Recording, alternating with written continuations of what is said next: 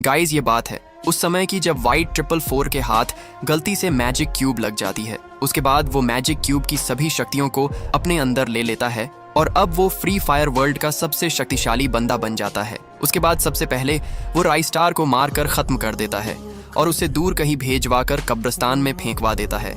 इतना ही नहीं, राइस्टार के सभी दोस्त भी वाइट से छुप कर रहने लगते हैं, क्योंकि अगर वाइट इनको देख लेगा तो उसी समय सबको खत्म कर देगा। लेकिन सुबह होते ही परमात्मा के रूप में आता है मैक्सिम कैरेक्टर और राइस्टार को मरते मारते से बचाकर उसे एक नया जीवन देता है। अब जैसे ही राइस्टार की आंख खुलती है तो वो पूरा जख्मी हालात में ही मैक्सिम को शुक्रिया बोलकर वाइट 444 का अंत करने के लिए जाने लगता है। पर राइस्टार इतना जख्मी हालात में होता है कि उससे सही से चला भी नहीं जाता है। इसी वजह से मैक्सिम मना करते रह जाता है, लेकिन राइस्टार नहीं मानता है। अब जैसे तैसे करके राइस्टार अपने दोस्तों के पास पहुंच ही जाता है और उनके साथ मिलकर उसे वाइट को खत्म करने के लिए जाने लगता है।